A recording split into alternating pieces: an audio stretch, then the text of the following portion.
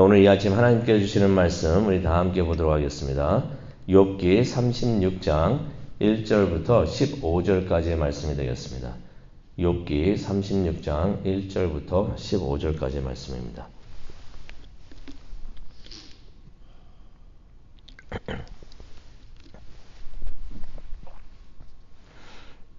네, 다 찾으셨으면 우리 다 함께 봉독하도록 하겠습니다. 오늘 이 아침 하나님께서 주시는 귀한 말씀입니다.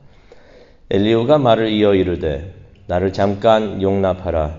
내가 그대에게 보이리니 이는 내가 하나님을 위하여 아직도 할 말이 있음이라. 내가 먼 데서 지식을 얻고 나를 지으신 이에게 의를 돌려보내니라.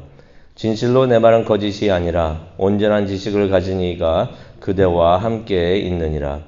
하나님은 능하시나 아무도 멸시하지 아니하시며 그의 지혜가 무궁하사 악인을 살려두지 아니하시며 고난받는 자에게 공의를 베푸시며 그의 눈을 의인에게서 떼지 아니하시고 그를 왕들과 함께 왕좌에 앉히사 영원토록 존귀하게 하시며 혹시 그들을 족쇄에 매이거나 환난의 줄에 얽혔으면 그들의 소행과 악행과 자신들의 교만한 행위를 알게 하시고 그들의 귀를 열어 교훈을 듣게 하시며 명하여 죄악에서 돌이키게 하시나니 만일 그들이 순종하여 섬기면 형통한 날을 보내며 즐거운 해를 지낼 것이요 만일 그들이 순종하지 아니하면 칼에 망하며 지식 없이 죽을 것이니라. 마음이 경건하지 아니한 자들은 분노를 쌓으며 하나님이 속박할지라도 도움을 구하지 아니하나니 그들의 몸은 젊어서 죽으며 그들의 생명은 남창과 함께 있도다. 하나님은 곤고한 자를 그 곤고에서 구원하시며 학대당할 즈음에 그의 귀를 여시나니. 아멘. 하나님, 오늘 이 말씀을 통해서 하나님의 음성을 듣기를 원합니다. 우리와 함께 하시는 하나님, 우리에게 직접 말씀을 전하여 주시옵시고 또 우리가 그 하나님의 음성을 들을 수 있도록 우리의 귀를 열어 주시옵소서. 감사합니다. 예수님의 이름으로 기도합니다. 아멘. 엘리후가 계속해서 말을 합니다. 계속 말을 하고 있는데요. 지금까지 많은 말을 했었죠. 많은 말을 했는데 2절에 보니까 36장 2절 보니까 아직도 할 말이 많이 있다라고서 말을 합니다. 이유가 있습니다. 3절에 보니까 자신은 먼 데서 지식을 얻고 있다고 말을 합니다. 이 말은 어떤 의미가 있냐면요. 자신에게는 넓은 시야와 지식을 가지고 있다는 것입니다. 그렇게 많은 지식을 가지고 있으니 할 말도 많이 있다는 것입니다. 엘리후가 자신에 대해서는 그렇게 말을 하는데 욥에 대해서는 35장 16절에 보면은 욥은 지식이 없다라고 말을 했던 것을 우리가 기억을 합니다. 비교를 하고 있는 거죠. 욥 너는 참 지식이 없지만 나는 이만큼 먼 데서 지식을 얻어가지고 풍부한 지식과 넓은 시야를 가지고 있다라고서 말을 하는 것입니다. 그러면서 엘리후가 4절에 보니까 이런 말을 합니다. 온전한 지식을 가진 이가 그대와 함께 있다. 여기서 말하는 온전한 지식을 가진 이가 하나님이라고 우리가 볼 수도 있지만은 엘리후가 자신을 이야기를 하고 있는 것 같습니다. 자신이 이렇게 지금까지도 말한 것처럼 넓은 시야와 지식을 가지고 있는 사람, 거짓이 4절에 보면은 스스로가 자신의 말에는 거짓이 없다고 그랬거든요. 그러니까 온전한, 퍼펙트한 지식을 가지니 자신을 말하고 있는 것입니다. 욥에게 내가 너하고 함께 있으니까 지식을 나눌 수가 있다라고서 말을 하는 것입니다. 근데 오늘 36장 여러 구절이 있지만은 엘리후가 8절에서 한 말씀을 가지고 한번 우리가 묵상을 하면서 생각을 하려고 합니다. 엘리후가 8절에 보게 되면은 의인이 겪는 고난에 대해서 언급을 합니다. 먼저 7절을 보시게 되면은 하나님이 나오신데 그의 눈을, 여기서는 하나님을 말하고 있습니다. 하나님께서는 그의 눈을 의인에게서 떼지 않으신다라는 말을 7절에 하고 있습니다. 맞는 말입니다. 사실입니다. 하나님께서는 하나님의 백성들을 항상 지켜 보호하여 주시는 줄로 믿습니다. 시편 121편에 보면은 잠도 주무시지 아니하시고 하나님께서는 그의 백성들을, 그의 사람들을 하나님을 섬기고 있는 사람들을 사랑하시며 그들을 항상 지켜 보호하여 주신다라고 말씀을 하고 계십니다. 하지만 그렇다고 해서 하나님의 사람들이 7절에 보니까 하나님의 사람들을 의인이라고 표현을 하고 있는데요. 죄가 없어서 의인이 아니고요. 하나님을 따르면서 의롭게 살려고 하기 있기 때문에 또 하나님의 은혜를 용서받은 사람들이기 때문에 의인이라고 표현을 하는데요. 하나님의 사람들, 다시 말하면 의인들이 고난을 겪지 않고 항상 좋은 일만 있다는 것이 아닙니다. 하나님께서 항상 지켜보호해 주시지만은 그래도 하나님의 사람들, 의인들이 고난의 시간을 겪을 때가 있다는 것입니다. 그래서 8절에 보면 이런 말을 하죠. 혹시 그들이, 의인을 말하고 있습니다. 혹시 하나님의 사람들이 족쇄에 매이거나 환난의 줄에 얽혀 있다면은, 하나님의 사람들도 때로는 환난과 고난을 받을 수가 있고 겪을 수가 있다는 것입니다. 가만히 생각을 해보면 맞는 말씀인 것을 우리가 알 수가 있는데요. 예수님께서도 고난을 받으셨던 것입니다. 예수님께서도 고난을 피할 수가 있었습니다. 그래서 하나님께 구하죠. 피할 수만 있다면 이 잔을 내게서 거두고 가주십시오라고 말씀을 하시는데, 그 고난을 피할 수도 있었지만은 예수님께서는 하지만 내 뜻대로 마옵시고 주님 뜻대로 하옵소서, 아버지 뜻대로 하옵소서. 고난을 피할 수도 있었지만 그대로 예수님께서 받아들이셨던 것을 우리가 알 수가 있습니다. 왜 그렇게 받아들이셨는가? 고난이 하나님의 뜻이었기 때문에 예수님은 그 고난을 그대로 받으셨던 것입니다. 그렇다면 우리가 고난에 대해서 다시 한번 정의를 내리고 생각을 한번 해봐야 되는데요. 고난이라는 것은 즐거운 것은 없습니다. 즐거우면 고난이 아니겠죠. 고통이 아니고 시련이 아니겠죠. 시련이고 고난이라는 것은 힘들고 우리를 피곤하게 하고 우리를 어렵게 하는 것이 바로 그러한 상황인데, 우리가 그런 것을 보게 되면 피하고 싶어 합니다.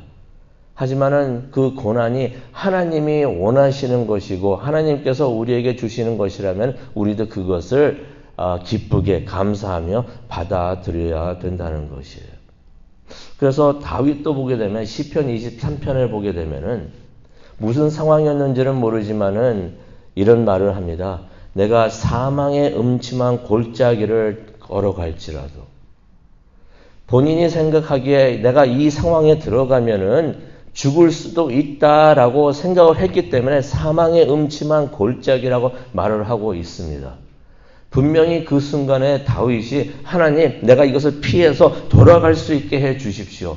이 상황을 겪지 않게 해 주십시오라고 기도를 할 수도 있었지만은 다윗은 어떻게 기도를 합니까? 그대로 걸어가겠다는 것입니다. 그러면서 두려워하지 않겠다고 하는 것이 하나님과 함께 그 상황을 걸어가겠다고 말을 하는 것입니다.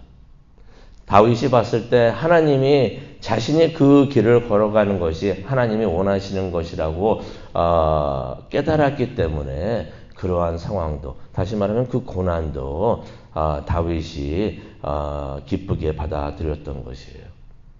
아마 그런 생각을 해봅니다. 시편 23편에도 나오지만은 다윗이 그러한 사망의 음침한 골짜기, 그렇게 죽음과 같은 그 상황을 걸어가면서 아마 찬송을 하며 걸어가지 않았을까. 하나님과 함께라면 그 어디나 하나님의 나라이네, 천국이네라고 찬양을 하면서 그 순간을 걸어가지 않았을까 생각을 해봅니다. 근데 여기서 구절을 보게 되면 또 하나의 진리를 우리가 보게 되는데요. 하나님께서는 의인들이 고난을 받을 때 그냥 두지 않으신다는 것이에요. 구절을 보니까 이런 말씀이 있습니다. 하나님께서는 의인들이 고난을 받을 때 그들이 잘못을 알게 하신다. 그들의 소행과 악행과 자신들의 교만한 행위를 알게 하신다라는 말씀이 있습니다. 얼핏 들으면은 이게 어떻게 좋은 말씀이 되는가? 하나님이 이렇게 해주시는 게 좀 책망하는 말씀 같은데 이것이 왜 좋은가라고 생각을 할 수가 있지만은 우리가 가만히 생각해 보면 이게 은혜입니다. 이 세상에는 잘못 없는 사람이 한 명도 없습니다. 죄가 없는 사람이 한 명도 없는 것이에요. 모든 사람이 다 죄인 것이에요.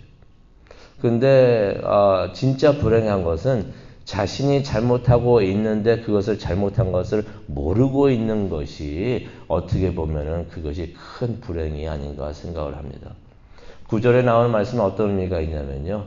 하나님께서 의인들이 고난을 받을 때 자신의 잘못된 것들을 깨닫게 해 주신다라는 말씀을 해 주고 있는 것입니다.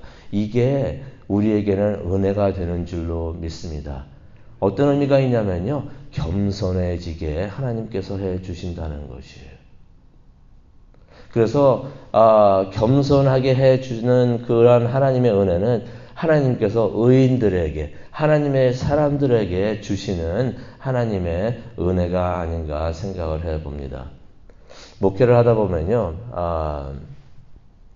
누구든지 다 힘든 일을 겪게 되는 것을 볼 수가 있어요. 저 자신도 그렇고 힘든 일을 다 겪게 되는데 그렇게 힘든 일을 겪을 때 어떤 분들은 걱정이 되고 어떤 분들은 걱정이 안 되는 분들이 있습니다. 어떤 상황이냐면은 어떤 분들은 힘든 일을 당할 때 하나님에게 원망을 하고 하나님을 미워하면서 교회를 떠나고 하나님을 떠나는 분들이 계세요. 믿음을 저버리는 분들이 계십니다. 이분들은 참 걱정이 돼요. 하지만은 어떤 분들은 힘든 일을 당하실 때 먼저 하나님을 찾아오고 기도를 하고 하나님의 말씀을 붙드는 분들이 계십니다. 그분들은 전혀 걱정이 안 돼요. 왜냐하면은 그게 고난이라는 것이 하나님께서 벌을 주시는 것이 아니라 누구나 겪을 수 있고 예수님도 겪으신 고난인데 그 순간에 하나님을 찾는다는 것은 하나님과 동행을 하신다는 것입니다. 이러한 잘못을 깨닫게 해주신 것, 겸손하게 하는 것, 이것은 하나님께서 의인들에게, 하나님의 사람들에게 주시는 은혜인 줄로 믿습니다.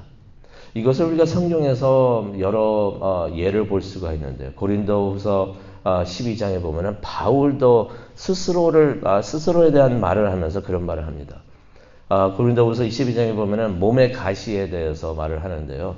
바울과 같은 사람도, 바울과 같은 의인도, 바울과 같은 하나님의 사람도 병으로서 고생을 했던 것이에요. 그런데 이 바울이 자신의 병을 감사하며, 자신의 약함을 감사하며 받아들였던 것입니다. 이유가 있습니다.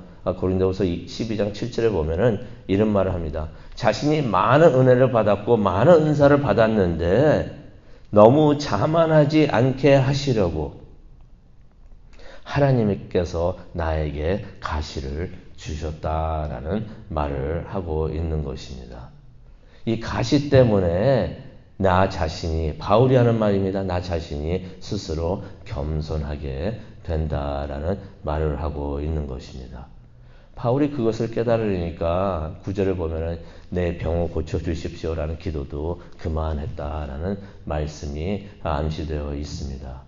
그러면서 예수 그리스도의 은혜가 족하다라는 간증을 하는데요. 감사하면서 또 기뻐하면서 그 자신의 약함을 간증하는 그러한 바울의 모습을 봅니다.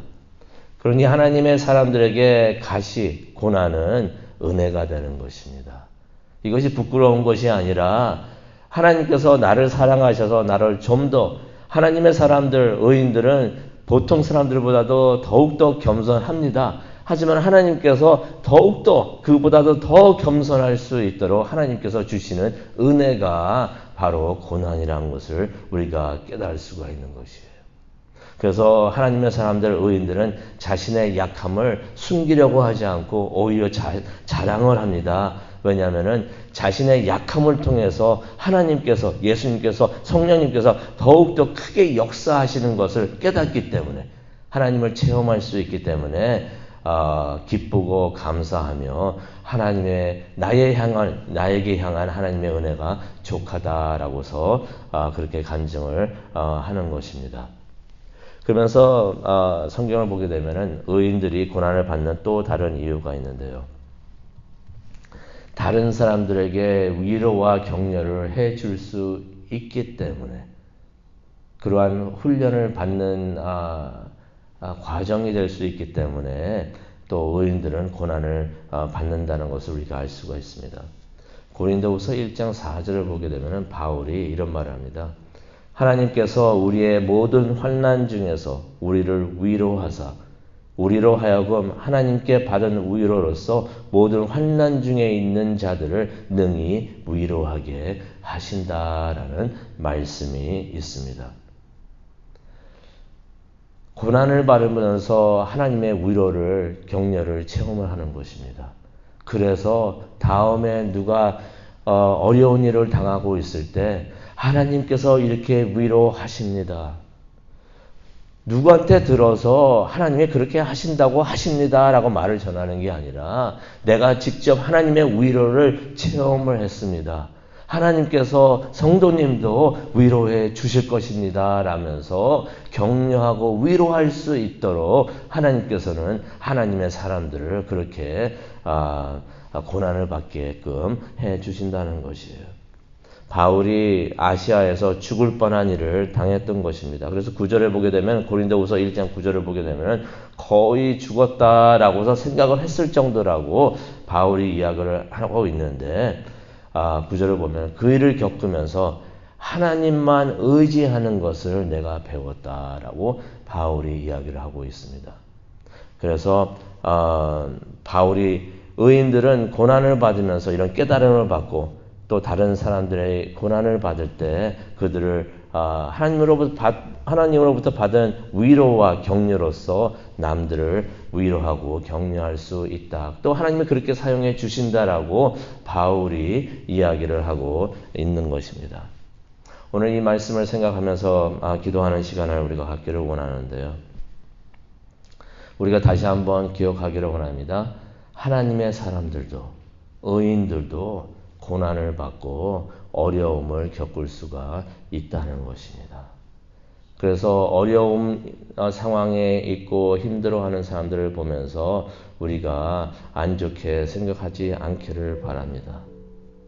또 우리 자신이 힘든 상황을 겪을 수가 있는데 그런 힘든 상황을 그 상황이 어떠한 모습으로 우리에게 다가오든지 우리가 실망을 하지 않았으면 좋겠습니다.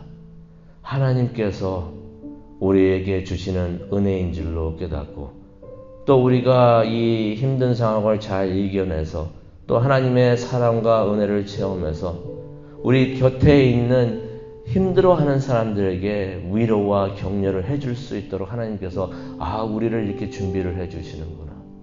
하나님께서는 하나님의 사람들을 의인들을 그렇게 사랑해 주시면서 훈련시켜 주시고 또 이끌어 주시는 줄로 믿습니다. 그래서 그 고난이 하나님께서 주시는 고난이라면 하나님의 손을 잡고 담대하게 기쁘게 감사하며 그 길을 걸어가는 우리 모두가 되기를 원합니다. 바로 그것이 하나님의 은혜가 아닌가 생각이 듭니다.